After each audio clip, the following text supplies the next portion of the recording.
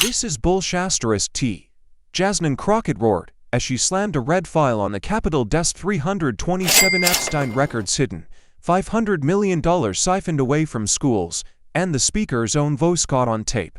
For 39 seconds, Mike Johnson sat frozen, the nation gasping at the twist no one saw coming. What secret could be so explosive that even Congress itself tried to bury it? Stay with us. This is a story worth every second of your time. To broadcast jolts alive with no warning sirens, ticker tape headlines, and a montage that feels less like news and more like a nation on trial.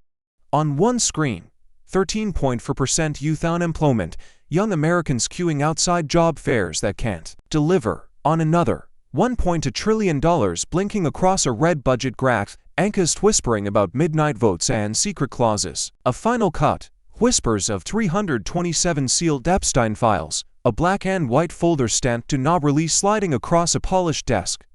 3 fragments of reality, spliced into one unbearable question: what are they hiding? The camera shifts to Capitol Hill, where storm clouds crouch low over the dome. Crowds surge at the barricades, waving signs that claw at the air. Justice for all. Unseal the truth. No more secrets. A veteran grips his cane and shouts until his throat burns. A mother hoists her daughter onto her shoulders, the little girl's cardboard placard almost bigger than her frame. The chant pounds, primal and raw. Unseal, unseal, unseal. The sound is less protest, more heartbeat, steady, unrelenting, impossible to mute. Inside, the halls feel colder, as if the air itself anticipates confrontation. Aides shuffle papers, eyes darting toward cameras already glowing red. Journalists whisper like gamblers before the dice roll, their pens clicking with nervous rhythm.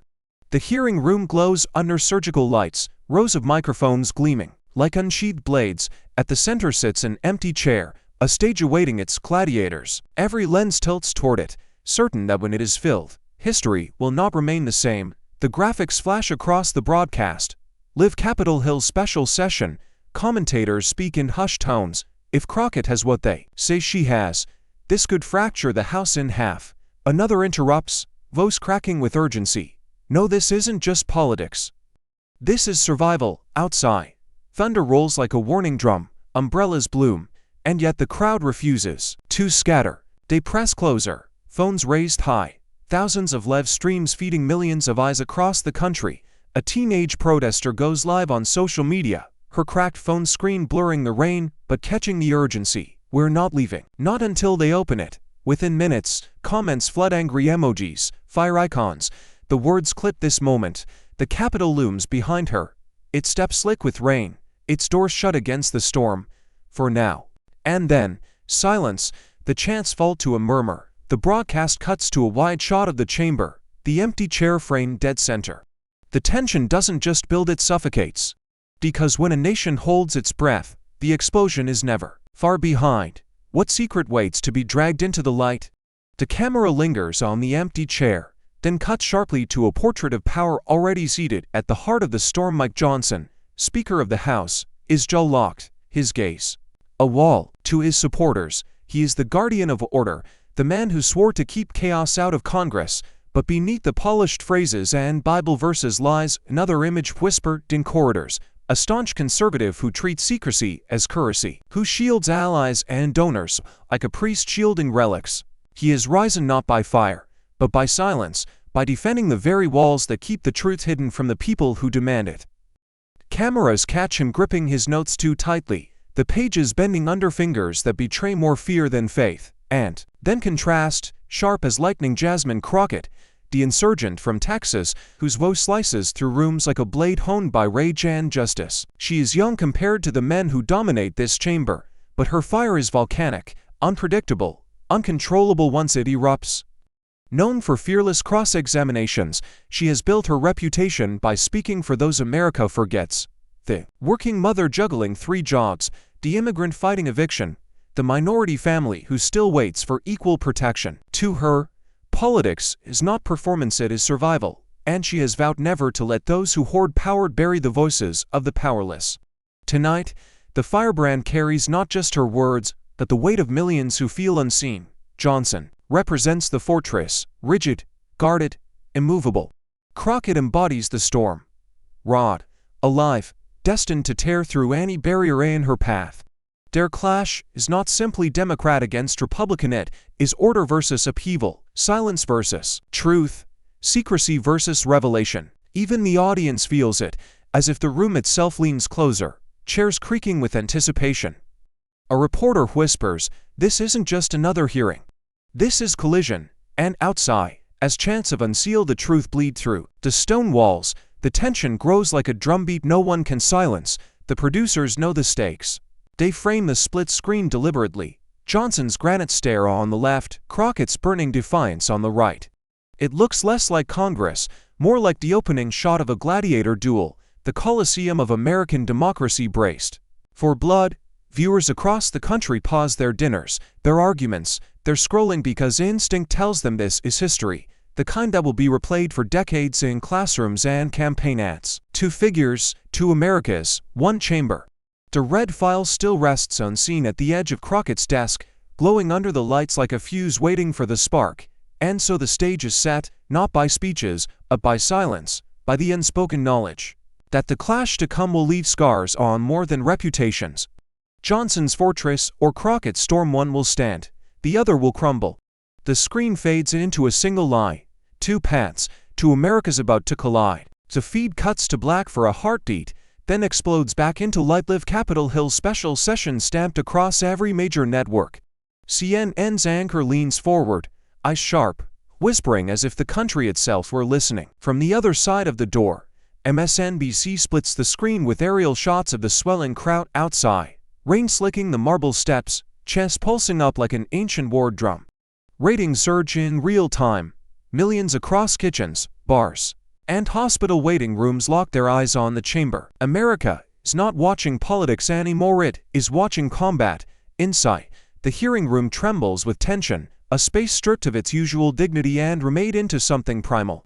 The semicircle of desks, gleaming beneath white light, look less like workstations and more like shields in formation. Every microphone gleams like a sharpened spear, each gavel strike echoing like a countdown to violence. The air is thick, metallic, as though the walls themselves remember every scandal, every betrayal that has unfolded here. A journalist mutters to his colleague, "It feels like the Colosseum before the lions are unleashed." His pen scratches furiously, though his hand trembles with anticipation. The crowd in the gallery is restless, a mosaic of faces lit by camera flashes and phone screens. Some lean forward with clenched fists, others sit rigid, their breaths shallow, as if afraid they might miss the moment history tears itself open. Staffers whisper, shuffle papers, and pretend not to notice the sweat gathering at their temples. Every cough, every shuffle of shoes ricochets through the chamber like warning shots. When a security guard adjusts his stance, even that movement sparks murmurs, the audience interpreting each gesture as omen. Then the cameras pan to the aisle, and the room shifts, like a current pulling everything toward a single point. She enters. Jasmine Crockett, stride deliberate, gaze fixed, the storm-given human form. In her right hand, clutched tight enough to whiten the knuckles, rests a single red file. The words "Top Secret" are stamped across its cover in block letters so stark the entire chamber seems to lean toward it. For a flicker of a second, the room is silent. No chants, no whispers, no coughs, just the hum of millions of televisions, broadcasting that one image. The woman, the file, the threat. Johnson's eyes follow her like prey spotting the hunter, and though his face remains carved from stone, the twitch of his jaw betrays him. Reporters snap furiously, flashes igniting the chamber like lightning strikes, and every viewer at home feels the same chill. This is the moment the facade begins to crack. Crockett lays the file down. It sounds small but seismic, and the camera zooms until the letters fill the screen. The anchor's voice cuts back in, hushed, reverent, fearful. She's carrying evidence that could tear the speaker from his throne. And as the shot freezes on that scarlet folder, America asks the same question in unison: what could be inside this file powerful enough to shatter the Speaker of the House? The chamber hushes as the speaker rises, his suit pressed to perfection, his voice carrying the gravity of authority. Mike Johnson grips the podium like a captain steadying a storm-tossed ship, his words smooth, rehearsed, deliberate. At a time of unrest, America needs stability. At a time of division, we need order. The people do not want chaos. They want leadership, His tone is calm, but his eyes sweep nervously across the gallery, aware of the camera is catching every flicker of doubt. Outside, faint chants echo through the stone. But here, for a moment, his voice dominates the room. The network split-screen him with the restless crowd outside, umbrellas thrashing in the rain, signs thrust like spears through the gray air. Commentators nod along, one murmuring, "This is Johnson at his strongest, measured, unshaken." Yet the tightness in his jaw betrays something brittle beneath the surface, as though each polished phrase costs him more than the last. He leans on the word stability, as if it were a shield strong enough to block the storm rising on the horizon. He doesn't yet see that the storm is already inside the room, and then movement. Jasmine Crockett rises from her seat, her eyes locked on him like a hawk spotting prey. The cameras swivel instantly, the audience craning forward, knowing instinctively this is the spark they've been waiting for. She doesn't wait for permission, doesn't wait for the speaker to finish. Her voice cuts across his like a blade through silk. Stability. You call hiding 327 Epstein files stability. You call covering up predators and pocketing silence order. This is not stability, Mr. Speaker, this is a goddamn cover-up. The words ricochet off the chamber walls, sharp and undeniable. Gasps ripple through the gallery. Journalists lurch forward, pens flying, lenses snapping, and one anchor on live TV blurts out, "Oh my God, she just said it." Johnson freezes mid-breath, his lips parted, caught between denial and fury. But no sound comes, his polished armor crumbles in real time, the man of order reduced to stone in the heat of her fire. 40-7 seconds. The cameras recur every beat of silence, every widening eye, every drop of sweat crawling down the speaker's temple. In those seconds, time stretches into eternity. Viewers at home gripping the edges of couches, bartenders muting jukeboxes, subway riders stopping mid-step to watch headlines scroll across tiny glowing screens. Outside, the crowd senses the shift, their chant breaking into an uneven roar as word spreads. "She called him out," she said, Epstein. Inside, the silence becomes heavier than any gavel, louder than any speech. Crockett doesn't flinch, her red file resting like dynamite on the desk before her, her stare fixed on Johnson with the patience of someone who knows the first crack has already split the dam. The speaker swallows, his hand trembling against the podium, but the room gives him nothing, not applause, not rescue, only the deafening weight of exposure. The broadcast cuts close on his face, tail under the lights, then to her, steady, unyielding, daring him to speak. The silence lingers like a noose tightening with every second. And across America, the question grows louder than the chants outside. What will Johnson do now that the first wall has shattered? The silence doesn't break with words, but with impact. Crockett slams her palm onto the red file, snapping the chamber back to life. Her voice rises, not in tremor, but in command, her syllables landing like hammer blows. $500 million. That's what you diverted from public education into private contracts tied to your donors. $500 million stolen from classrooms, teachers, and children who can't even afford textbooks. The words echo through the chamber, and the gallery erupts, some gasping, some shouting, reporters firing questions all at once. On cue, the giant screens along the chamber walls flicker alive, data pulled from the Gauss scrolling in grim clarity. Bar graphs bleed red, numbers spike in damning contrast. Billions in cuts to education mirrored by obscene increases in private contractor payouts. A side-by-side clip plays of a Texas school shuttering its doors against another clip of a donor gala glittering with champagne glasses and diamond watches. Crockett points straight at Johnson, her voice slicing through the clamor. This is not stability, this is betrayal, and the evidence is right here. In black and white, Johnson stumbles, gripping the podium, his voice faltering as he tries to regain control. This is theater, a performance designed to inflame it, not inform. His tone aims for dismissal, but the crack in his composure is visible, undeniable. The cameras zoom in, catching his knuckles whitening, his collar dampening with sweat. Across the networks, anchors interject mid-sentence, voices hushed but electric, teas rattled. This is not the Johnson we know, Crockett's reply is instant, merciless. She leans forward, her words snapping like a whip. Theater. Then America is watching your corruption in 4K, live, unedited, broadcast into every home. The chamber quakes with the weight of her defiance. Outside, chants swell to a roar, their rhythm sensing with her fury. Unseal, unseal, unseal. On social feeds, the moment clips instantly, hashtags exploding, comments flooding. She's got him cornered. Play that again. This is history. But she isn't finished. She flips another page, her voice dropping to a razor-sharp whisper that carries louder than any shout. 62 bills, 62 pieces of legislation block under your hand, each one designed to protect ordinary families, each one strangled to serve the wallets of your friends. Healthcare reform, student loan relief, worker protections. All sacrificed for the donor class you serve. She lifts the page high, her eyes locking Matisse. Do you want me to read the names of those donors into this record? Because I will. The gallery leans forward. The chamber suffocates again in tension, and Johnson's eyes dart as if searching for an escape that isn't there. He mutters something inaudible, a stammer swallowed by the roar outside and the silence inside.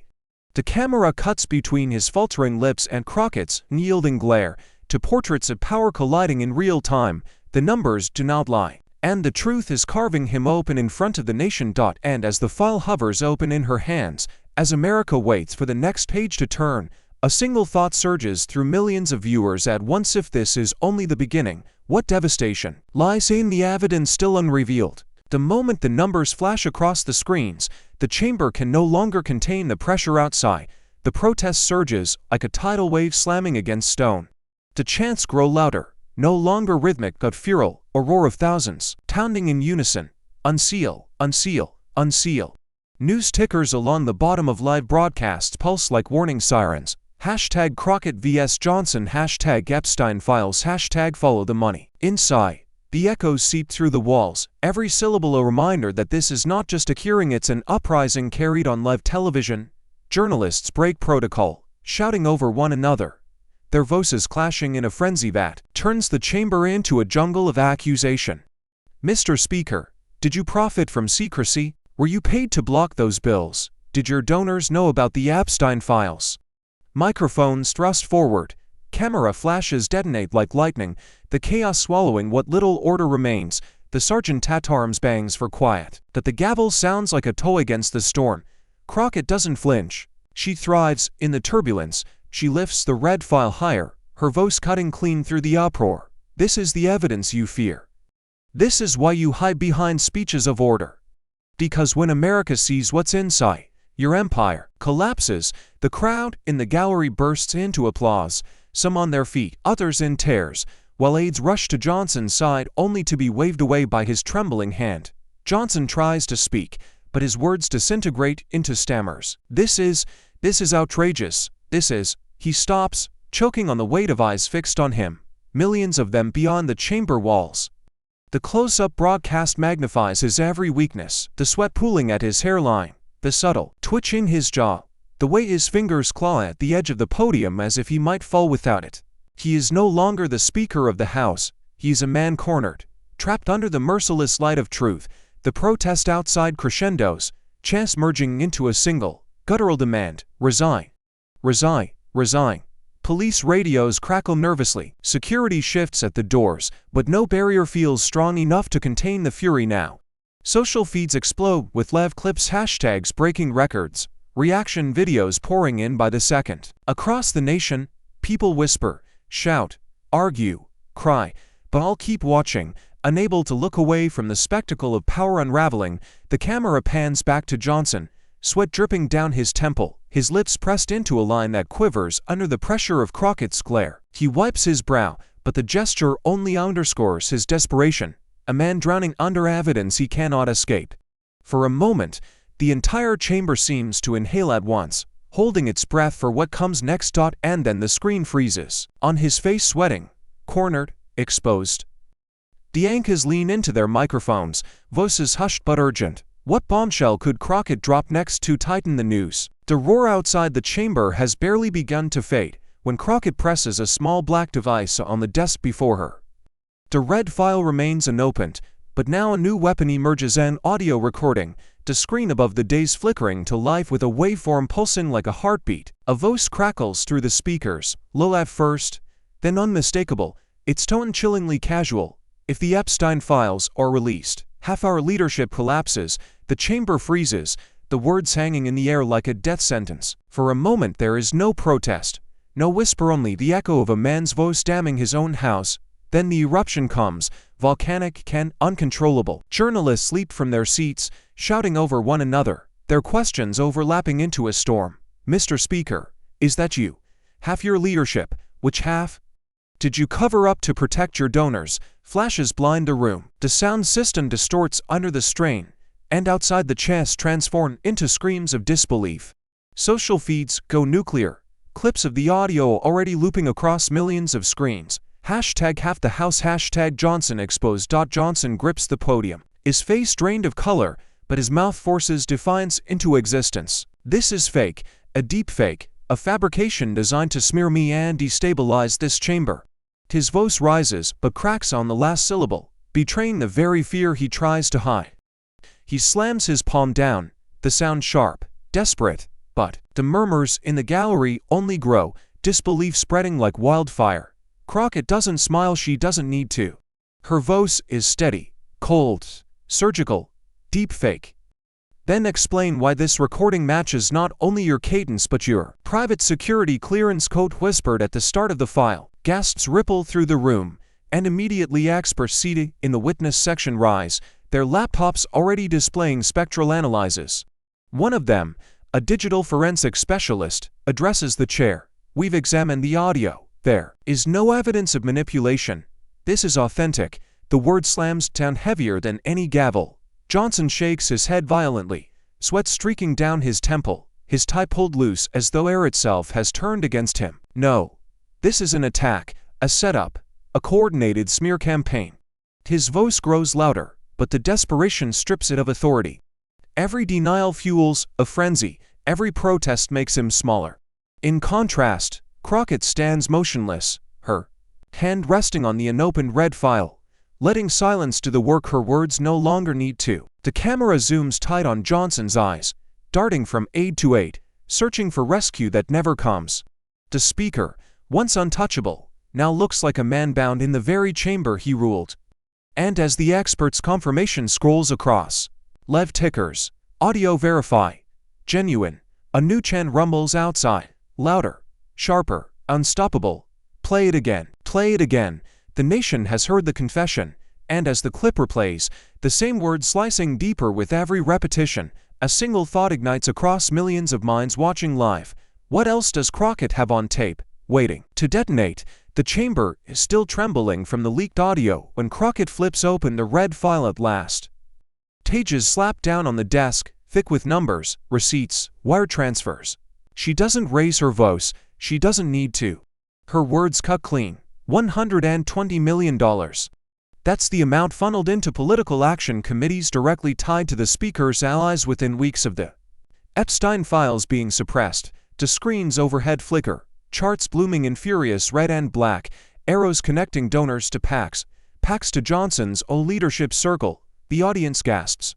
Journalists shout over one another, and even some members shift uneasily in their seats. Crockett turns a page, stabbing her finger against a line of figures. 40 million in 1 month alone, from 3 corporations awarded contracts after education funding was gutted. The graphic splits the screen. On one side, a shuttered school in Baltimore, kids turned away at the gates. On the other, footage of champagne flutes clinking at a glittering fundraiser. While children lost classrooms, as donors bought yachts, the line detonates across the chamber, and the gallery erupts in shouts of rage. Johnson stammers from the podium, "This is misleading. Numbers out of context," but his words are drowned beneath the wave of outrage. Crockett raises her hand. Silencing the room with the force of conviction, she gestures to the witness table, where a middle-aged teacher rises, her hands trembling as she clutches a stack of photographs. Her voice cracks but carries. "My school closed last year. I watched my students scatter, some to overcrowded districts, others left behind. One boy told me he sleeps in his mother's car now because their after-school program vanished with the cuts. My students pay the price for this corruption." She slams the photos onto the table, faces of children, their smiles framed in fluorescent classrooms now locked and dark. The chamber falls into a silence more piercing than any gavel. Cameras zoom tight on the photographs, lingering on each child's face as anchors narrate in choked tones. Social media ignites. Hashtags multiplying. Hashtag stolen classrooms. Hashtag children vs corruption. Outside, the chants shift, sharper, angrier. Whose schools? Our schools. Whose money? Oh, your money. The sound rattles the windows of the chamber, vibrating through the marble like the pulse of an army. Johnson grips the podium harder, his knuckles white, his voice quivering. I had no knowledge of these transfers. These are decisions made by committees, not me. But the words sound hollow, rehearsed, the plea of a man shrinking under the weight of proof. Crockett leans forward, eyes like fire, her voice steady. As she drops the next blow, you didn't just know you signed off on them. Your signature is here, right here. She slams the page down, the microphones catching the thud, the image of his signature enlarged on the screens for all America to see. The chamber explodes again, shouts, flashes, fists pounding desks. Johnson lowers his head, sweat dripping, onto his notes, but no words come, and as the teacher's photographs are passed hand to hand across the gallery, the nation holds its breath with one question burning hotter than the protests outside. How much deeper does this web of money and betrayal run? The images of shuttered schools and donor ledgers still linger on the chamber screens, and the broadcast fractures into a mosaic of America. Split screens beam across the nation, crowded bars gone silent as beer glasses hover midair. Families, huddled on couches with remote controls clutched tight, congregations gathered in church basements where the TV glows like an altar. In each place, faces are locked in the same stunned expression, eyes reflecting the same fire. The story has escaped Washington. It now lives in every living room, every diner, every street corner, humming with disbelief. On social media, the explosion is instantaneous. Hashtag spike like sirens flashing red across digital skylines.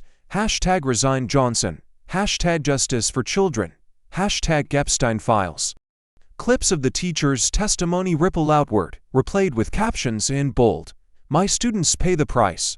Memes sprout in seconds. Johnson's face superimposed over crumbling statues, his frozen expression looped on TikTok with captions like caught in 4,000. A commentator tweets, "This isn't politics anymore, this is survival." Within minutes, millions retweet, the outrage now unstoppable. Back inside the chamber, the pressure becomes unbearable.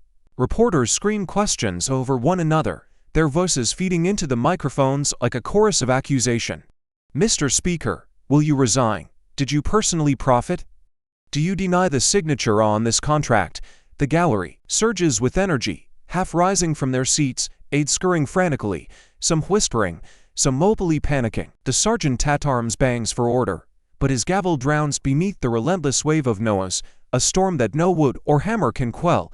Crockett stands still in the eye of it all, unflinching, her red file open like Pandora's box. She doesn't need to say another word. The evidence already speaks louder than any speech.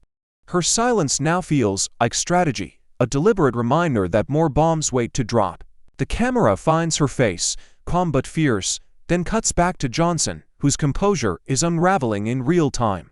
His lips move, searching for denials, but only fragments stumble out, half sentences drowned by shouts, his voice cracking under the weight of truth. Then it happens. The speaker snaps. Johnson slams his fist against the podium, the crack of wood echoing through the chamber like a gunshot. Tapers scatter, aides recoil. The room jerks into momentary silence as if shocked by the violence of the gesture. His face is red, sweat streaking down his cheek, his eyes burning with rage that looks less like control and more like collapse. On live television, across millions of screens, he is no longer the man of order, but the image of a cornered animal, fighting shadows that have already consumed him. The split screen cuts back to America. Guests in the bar, children clutching their parents tighter at home, churchgoers whispering prayers not for him but for the nation itself. Commentators lean in, voices shaking with a mixture of awe and dread. We are watching the Speaker of the House lose control, and as Johnson pounds the desk again, trembling with fury, the only question ricochets through the chamber, the streets, and the screens of a nation transfixed. How far will the Speaker go to fight back? The echo of Johnson's fist still rattles the chamber when his voice detonates, raw and ragged, stripped of polish. He points across the room, his hand trembling with rage, his words spitting like sparks. You're a puppet, a liar, nothing but a mouthpiece for the radicals who feed you lines. The sound slices through the uproar, forcing the room into a tense, vibrating pause. For the first time, The mask is gone. This is not the controlled speaker, but a man. Unspooled before the nation, Crockett doesn't flinch. Instead, she leans back in her chair, smirk curling like the edge of a blade, her voice low but cutting deep enough to silence the gallery. Better a puppet of justice than a marionette of billionaires. The words land like a guillotine, and the chamber convulses. Gasps erupt, aides grab their heads, journalists shout into microphones, and anchors on live TV mutter, "Oh my God, did you hear that?" Social feeds explode with the line, "Already," looping in neon captions, #puppet of justice. Johnson slams his pawn down again, his tie hanging loose, his face red as fire. "You dare question me? I am the Speaker of the United States House of Representatives." His voice cracks, not with power but with desperation, a man clinging to the title as though it might shield him from the wreckage. The sergeant at arms hammers the gavel so hard it splinters, shouting, "Order, order in this chamber." But the word itself sounds hollow, drowned in chaos that grows heavier with every second. The gallery is no longer an audience, it's a mob inside marble walls. Some shout in support of Crockett, their voices shaking with adrenaline. "Tell him the truth." Others cry out in Johnson's defense, accusations flying like arrows, lies, smear tactics. The chamber becomes a battlefield, the roar of voices colliding, impossible to separate, impossible to contain. One journalist climbs onto his chair to shout his question above the noise. "Mr. Speaker, is it true you signed off on the transfers? Answer the damn question." Crockett rises slowly, deliberately, her presence commanding silence even as the storm rages. She turns to Johnson, her eyes locked on him, her words deliberate, cinematic, destined to replay on every screen in America. "You hide behind titles, but the truth doesn't bow to titles. You are not the speaker today, you are the defendant, and your courtroom is the American people." The gallery erupts in cheers, some pounding the railings with their fists, others chanting her name. "Crockett! Crockett! Crockett!" Johnson's face contorts, his body trembling, his power slipping through his fingers in full view of the cameras. He tries to roar over the chaos, but his words dissolve into no's, lost beneath chants, questions, and the thunder of gavel strikes. The camera zooms tight on his eyes, wide, bloodshot, darting like a trapped animal, before cutting back to Crockett calm, unbroken, her red file still waiting. The anchors narrate in stunned voices, "We are witnessing a speaker stripped bare." And as the gavel cracks again, drowned in the chaos of a nation watching, one question hangs over the chamber like a blade. What line will Johnson cross next in his desperate bid to survive? The chamber is still a battlefield when Johnson lunges again, his voice hoarse from shouting but sharpened with venom. He points directly at Crockett, spittle catching the lights, his words dripping contempt. "You're nothing but an attention seeker, a camera chaser who thrives on chaos. You don't care about the truth, you only care about yourself." The accusation lands heavy, an attempt to flip the narrative, to turn her fire into vanity. For a beat, the gallery stills, waiting to see if this is the blow that might dent her armor. But Crockett doesn't flinch, her laugh slices through the tension like a blade. Short, sharp, merciless, she steps forward, the red file clutched against her chest like a shield of truth, and leans into the microphone, her voice steady but scorching. "Attention seeker, let me tell you something. I raised $3.8 million in 6 months because Americans are hungry for truth, because they believe someone will finally stand up for them. What did you raise, Mr. Speaker?" Silence. And shame. Her words detonate across the chamber, reverberating in every corner. Leaving Johnson momentarily mute. The audience erupts applause, whistles, even a few whoops breaking the decorum of the hall. Some Republicans shift uncomfortably in their seats, their faces pale under the harsh lights, while others bow their heads, refusing to meet the cameras. A commentator whispers into a hot mic, unaware the feed is live, that line will haunt him. "It's over." On Twitter, Crockett's words explode into neon text, looping endlessly. Silence and shame. Johnson slams the podium again, desperation etched into every crease of his face. "You think money makes you righteous? You think popularity is justice? You are a fraud. Crockett, a dangerous fraud." His voice cracks, the roar less thunder, and more breaking glass. The gallery responds with boos, louder than the gavel pounding for order. Even the sergeant at arms looks exhausted, sweat beating at his temples as he shouts commands no one obeys. Crockett raises her hand, and the room tilts back toward her, the energy shifting as if she were pulling the strings of the moment itself. Her eyes bore into Johnson, and she fires back. Fraud. Fraud is telling children their schools will stay open while funneling $500 million into the pockets of your donors. Fraud is preaching stability while your voice is caught on tape admitting the truth would collapse half your leadership.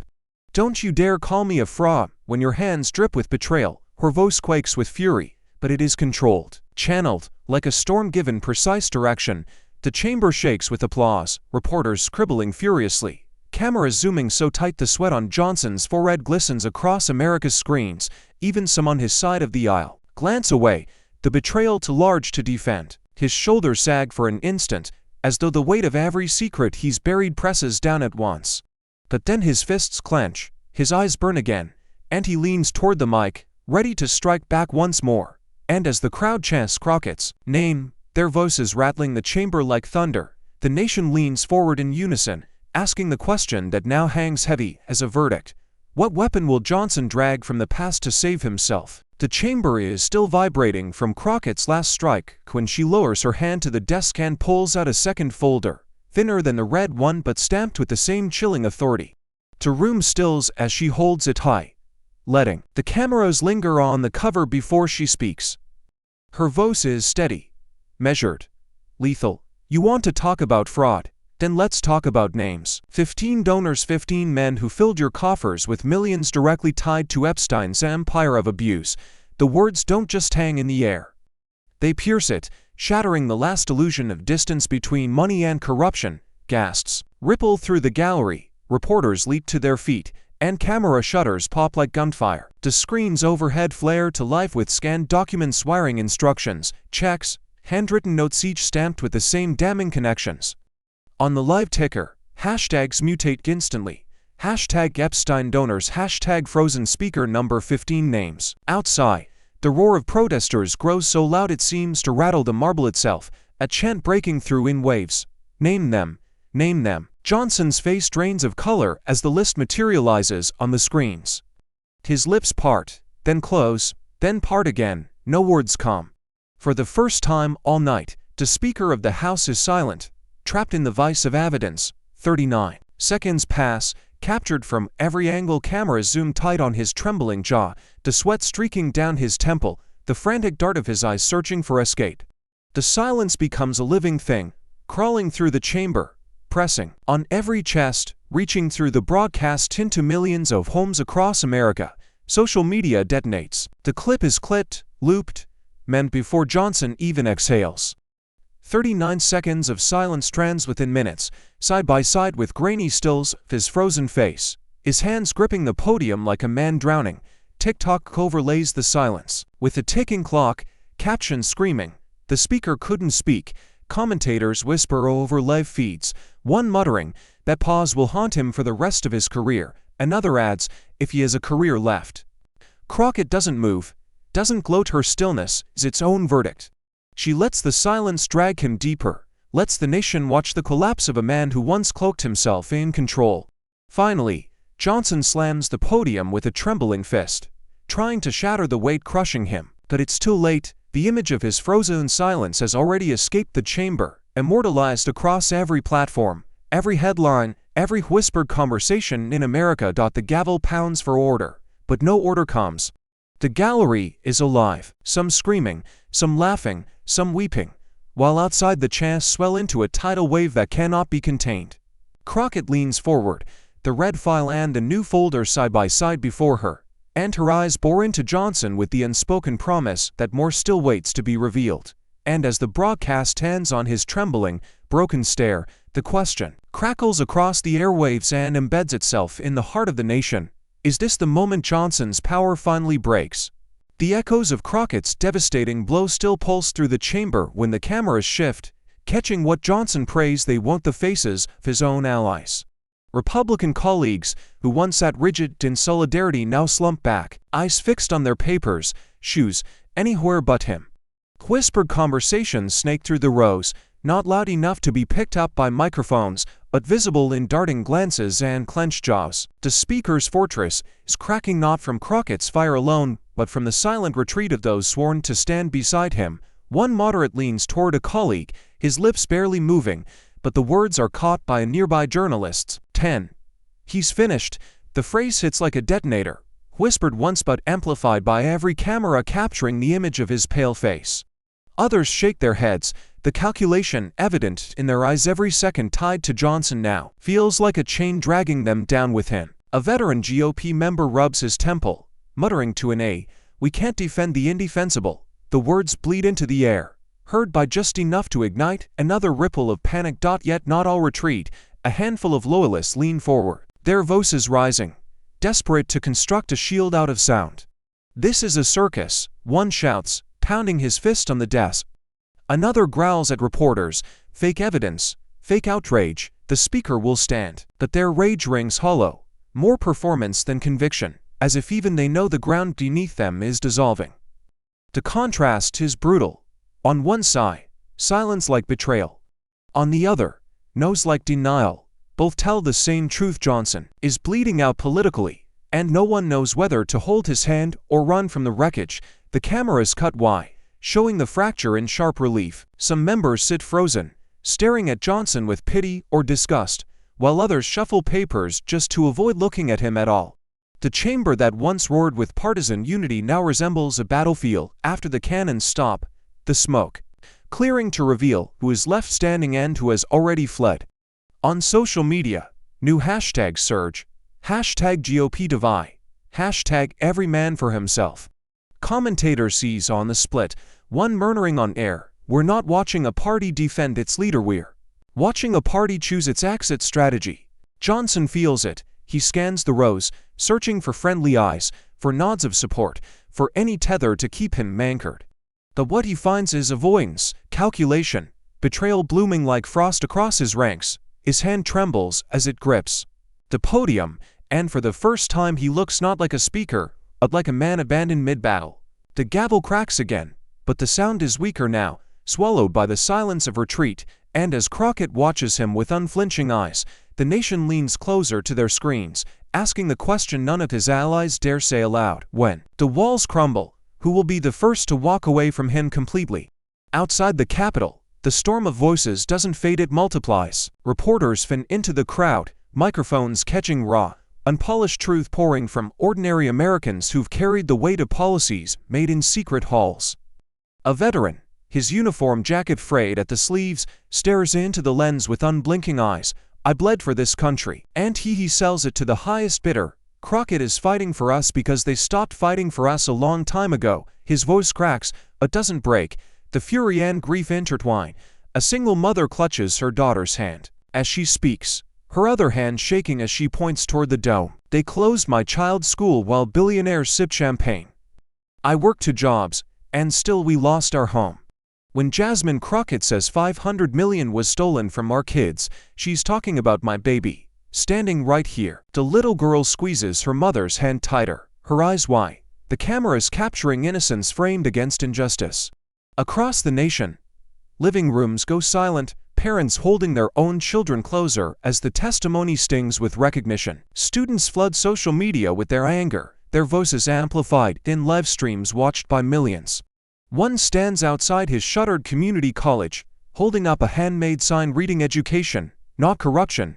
Into the camera he says, "They tell us to work hard, to study, to build a future." But the Speaker of the House buried that future for donor checks. Crockett is the only one calling it what it is: robbery. His words ricochet across TikTok and Twitter, the clip looping under hashtags now trending worldwide. Hashtag justice for children. Hashtag Crockett vs corruption. In churches, pastors pause mid-sermon to play the broadcast on projectors, congregations gasping at every revelation. In diners across the Midwest, truckers lean over coffee mugs, muttering, "She's right, you know, we've been lied to." In coastal cities, activists pour into the streets, their chants merging into the protests already swelling outside Washington. What began as a hearing has mutated into a national reckoning, a collective scream that betrayal is no longer bearable. Networks rush to capture it all, Anchors narrating over split screens of citizens pouring out their truth. One commentator wipes away tears on live TV, whispering, "This isn't just politics. This is people demanding justice." The emotional resonance spreads like wildfire, crossing race, class, and geography. Betrayal has no border, and neither does the hope Crockett embodies. Inside the chamber, Johnson can feel it through the marble walls. The nation isn't just watching him fall, it is connecting its pain to his corruption, its struggles to Crockett's defiance. And as the protests swell into a deafening chorus that drowns out even the pounding gavel, America itself seems to rise as witness and jury. The cameras cut back to Crockett, her face resolute, her file still thick with evidence yet to come. And the question reverberates far beyond Washington. If the people have chosen justice over betrayal, how long can Johnson pretend to lead a country that no longer follows him? The crowd outside the Capitol is no longer a protest, it is a sea, an unstoppable tide swelling against stone walls, at once seemed untouchable.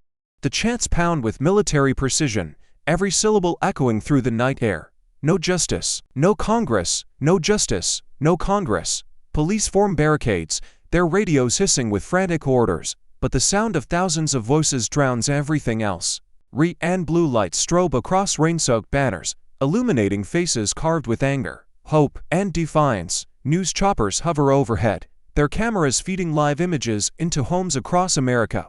The aerial shots are staggering, a carpet of humanity stretching block after block, torches and phone screens glowing like stars against the dark. Commentators on every network grasp for words. "We've never seen anything like this. This isn't just a protest, it's a movement." Social media erupts with fury and unity. Hashtags surging past 10 million tweets in less than an hour. Hashtag no justice, no Congress. Hashtag resign Johnson. Hashtag America awake. The digital world and the physical streets merge into one heartbeat, one demand. Inside the chamber, the rumble is felt like an earthquake, the marble trembling with every chant outside. Crockett lifts her chin as if drawing strength from the thunder beyond the walls, while Johnson shifts uneasily, sweat soaking his collar. Reporters lean into their live feeds, whispering urgently. The crowd is no longer chanting for documents, they're chanting for resignations. The tension presses inward, each gavel strike sounding weaker, each denial from Johnson swallowed whole, the roar swelling at the door. Among the crowd, voices rise above the chant, crystallizing the stakes. A nurse holds her scrubs aloft, shouting, "Patients die while they line their pockets." A farmer, face weathered from years in the fields, bellows, "They close our schools, but their kids sit in private academies." Each testimony captured by cell phones spreads instantly online, every clip a spark in the wildfire of outrage. The movement gains clarity, not just demanding transparency, but demanding justice, demanding accountability, demanding blood from the system that betrayed them. The police lines strain, shields rattling under the pressure of 1,000 hands pounding rhythmically. A flare ignites, casting red light across the Capitol steps, and chants shift again.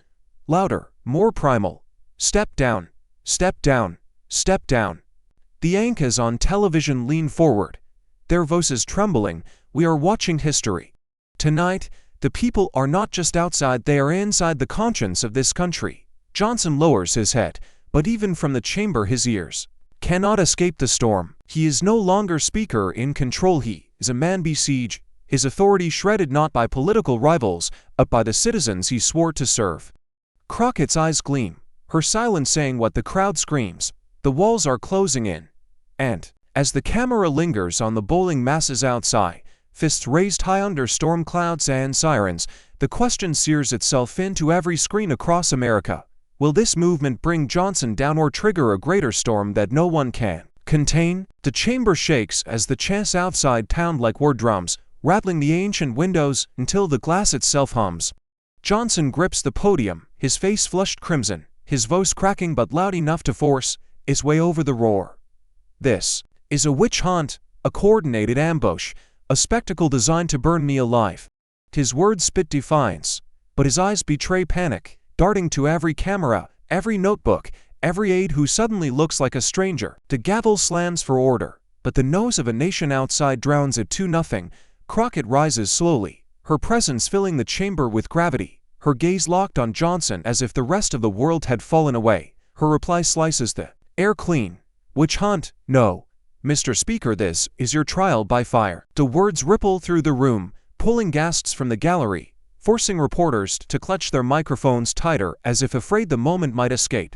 She steps closer, her voice growing sharper with each syllable. The evidence is not magic, the names, the money, the tape. This is your record, and it's burning in front of the American people. Outside, the chants shift, rising in violent rhythm. No justice, no peace. Their fury slamming against the Capitol walls like waves battering stone. Inside, security stiffens, radios crackling, agents pressing fingers to their earpieces, as though expecting the doors to burst at any moment. The sound is so fierce that the chandeliers tremble overhead, swaying in time with the people's fury. The tension is electric, choking, every heartbeat sensing with the thunder on the steps outside. Johnson slams his palm against the wood again, but the act no longer commands, it pleads. His voice rises to a near scream. You are destroying this house, you are tearing the Republic apart. But Crockett does not waver. She raises her hand, and the chamber tilts toward her as though pulled by an unseen force. Her words land like verdicts. No, Mr. Speaker, the Republic was already torn. The corruption you fed it made sure of that. Tonight, America is not watching it fall apart. Tonight, America is watching it fight back. The crowd outside answers her without hearing, their chants shaking the chamber until papers slide across desks and microphones buzz. Johnson clutches the podium with both hands, sweat dripping down his cheek, his eyes wide as though seeing the collapse of everything he thought he could control. And as the camera zooms in on his trembling face, the question pulses across the airwaves. Can he withstand the fire, or will this be the moment the speaker is consumed by it? The chamber is already a furnace when Crockett reaches for the last page in her file, her fingers slow, deliberate, as if she knows the weight of what she is about to unleash. The crowd outside roars so loud it rattles the chandeliers above, but inside, the silence sharpens every breath held, every lens focused. She lifts a single sheet of paper, the ink faint but unmistakable, her voice cutting through the storm. This, Mr. Speaker, is your handwriting, your order to your staff, for words. Bury the Epstein files. The chamber doesn't just gasp, it implodes. Screens overhead flash the note in full, zooming in on the jagged strokes, the desperate scrawl of power trying to hide its crime. Reporters scream questions, their voices a wall of chaos. Is this authentic? When was this written? Who received this order? Crockett doesn't flinch. She turns to the witness table where a forensic analyst rises, adjusting his glasses with steady hands. We've authenticated the note, he says it into the microphone. The handwriting is a match to the speaker, no signs of alteration. This is genuine. His words fall like a guillotine. Johnson staggers back, his face draining of blood, his knees buckling as he collapses into his chair. The camera zoomed tight on his trembling hands clutching the armrests, the note blazing above him like a scarlet confession. Anchors speak in stunned whispers over the broadcast. He's finished. This is the smoking gun. Social media detonates. Hashtags mutating into a frenzy. Hashtag bury the files. Hashtag speaker down. Hashtag Johnson exposed. Clips of the handwritten order flood every screen, the words looping over dramatic music and edits already spreading across TikTok.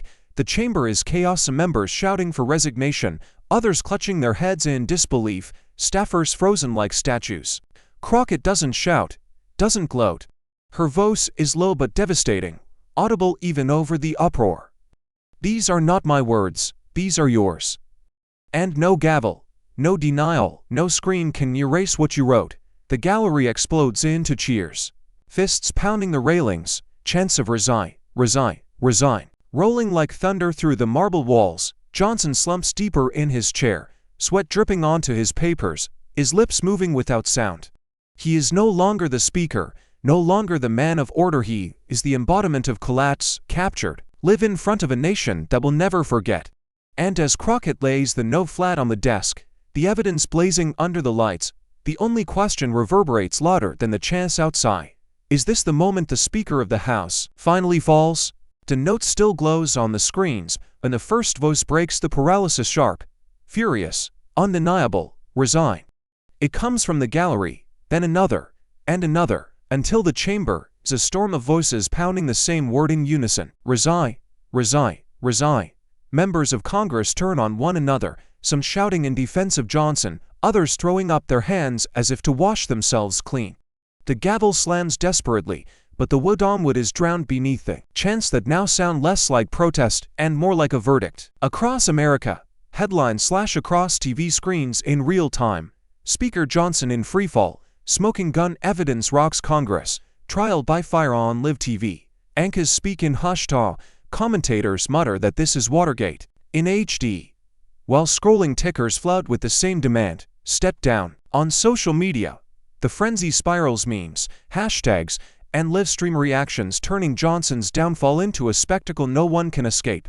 A hashtag climbs to the top of the global feed within minutes. Hashtag speaker resigned not inside the chamber. The fracture deepens into chaos. One Republican rep slams his papers onto the desk, shouting, "He cannot lead us anymore." While another screams back, "This is a setup, a witch hunt." The split is on full display, cameras catching the implosion of loyalty, the birth of betrayal. Staffers rush to whisper in ears, but the whispers look more like ultimatums, calculated exits from a sinking ship. Johnson himself sits motionless, pale, hands trembling over the damning note as though he could will the ink to vanish. Crockett doesn't move, her presence anchoring the storm. She lets the chants build, lets the headlines scream, her silence more powerful than any speech. The camera finds her face, resolute, unblinking, the embodiment of justice pressing its weight onto a man unraveling in real time. Johnson finally jerks upright, his voice breaking as he tries to rise above the roar. "I will not resign. I will not be driven out by lies." But the words shake, hollow, swallowed whole, at the avalanche of voices around him. The chamber is no longer his, the House no longer bends to his gavel. America itself seems to be speaking through every chant, every headline, every hashtag. And as the camera zooms out, capturing the chaos of a speaker's power collapsing before the eyes of a nation, one question cuts through the nose like a blade. Will America demand his resignation tonight, or let the storm grow until nothing is left standing? The chamber is an inferno of voices when Crockett finally rises, her red file closed, her hands steady as stone. She waits not for silence, but for the storm itself to bow. One by one, the chants fade, the shouts soften, until the room quivers. In that fragile, electric quiet that comes before history is carved. Every camera turns toward her, every eye fixed, every breath caught between hope and fear. She leans into the microphone, her voice low but resonant, carrying through the chamber and out into millions of homes across the nation. No leader is above justice, no child beneath its protection. The words detonate not with fury, but with truth, slicing deeper than any accusation hurled tonight. It is not a shout, not a scream, but a verdict final, absolute, inescapable. The gallery gasps, then erupts, the sound of applause crashing. Like a tidal wave against marble walls, tears streak down faces in the audience, teachers clutching photographs, veterans pressing fists to their hearts, single mothers holding children close as if shielding them with this moment. Even reporters who have spent their careers numbed by scandal feel their throats tighten, their pens pausing mid-sentence as if ink itself must bow to the weight of her words. Across the nation, the split screen tells the same story. Strangers in bars cheering, families standing in their living rooms, congregations rising in prayer and applause. Johnson slumps in his chair, his face shadowed by defeat, the damning notes still before him like an open wound. Around him, allies scatter in silence, their loyalty dissolved into shame, but Crockett does not look at him. She looks into the cameras, into America itself, her eyes burning with the defiance of someone who has carried every wound her community has endured and turned it into a blade for justice. Her words are not aimed at the speaker, they are aimed at the soul of the country. The roar grows louder, a sound no gavel can suppress, no denial can erase. Crockett stands firm as the chamber shakes with history being born, her figure etched in the glow of television lights like a monument in real time. And as the applause thunders, unending, unstoppable, one question swells in the minds of millions. If justice can rise tonight in this chamber, where else might it rise tomorrow? The echoes of Crockett's words still thunder when the analysts seize the airwaves, their voices trembling with the weight of history. This isn't just a hearing, one declares, leaning into the camera. This is Watergate in real time. DROADCAST in high definition, shared in seconds across the globe. Another nods, adding, except tonight, The people weren't just watching, they were participating. The crowd outside, the millions online. This was America putting its leaders on trial. Across the nation, citizens feel something they have not felt in years. Seen. A single mother watching from a crowded shelter whispers through tears, "She spoke for us. Finally, someone spoke for us." A black veteran clutches his medals and mutters, "I fought for a country that forgot me." Tonight, Crockett reminded me why I fought. Minority communities flood the streets with cheers, murals of her face already appearing on city walls, painted under floodlights before dawn. They call her a warrior, not just for herself, but for every silenced voice she carried into that chamber. The moment he expands beyond politics, beyond partisanship, it is etched instantly into the collective memory of a nation starved for accountability. Commentators compare it to the night Nixon lost his grip, to the day truth eclipsed power, to every turning point where democracy staggered but did not fall. And as Crockett's image dominates every screen, fist raised, eyes blazing, the applause still echoing behind her, the question bursts through every living room, diner, and church pew. If one voice can ignite a movement tonight, how much louder could America's chorus be tomorrow? The chamber still vibrates with echoes of applause when the narration begins, not as commentary, but as a verdict carved into the soul of a nation. Justice is not just a word, it's a choice we must fight. FOR. The camera sweeps across faces wet with tears, fists raised high. Children perch on shoulders outside, in the rain, their voices stitched into the chorus that shook marble walls. This night will not dissolve when the lights fade. It will remain, a scar and a beacon, reminding America of the cost of silence and the price of truth. The images flicker, like a mosaic. Johnson slumped in his chair, the damning note illuminated above him. Crockett standing unbroken, fire in her eyes. Ordinary people across the country cheering, weeping, daring to believe in something larger than themselves. The moment stretches beyond politics, into kitchens and factories and classrooms, into the lives of those who carried betrayal like a stone in their chest. Tonight, they saw that stone cracked open. Tonight, they saw themselves, the narrators. Voice returns, heavy with urgency, alive with challenge. Truth does not reveal itself, it must be dragged into the light. Justice does not walk alone, it demands hands to lift it, voices to defend it, courage to carry it forward. The camera pushes closer, the music rising, every heartbeat sensing with the weight of the words. If you held the truth in your hands, would you stay silent or would you fight, like Jasmine Crockett? And as the screen fades to black, the question doesn't fade, it lingers, burning, daring every viewer to answer not with words, but with action. True justice is never handed down, it is demanded, even when the cost feels unbearable. Jasmine Crockett's fight reminds us that silence protects corruption, but courage protects people, especially those without a voice. In our own lives, we face moments, big or small, where we must decide whether to look away or to stand up. So ask yourself, when you see injustice in your world, will you stay silent or will you fight back, just as she did? Thank you for watching until this moment and for standing with us on this journey for justice. Your support means everything. Like, subscribe, and turn on notifications so you never miss what's next. And we'd love to hear your thoughts. Leave a comment below and let us know what moved you most in this story. Together, our voices make a difference.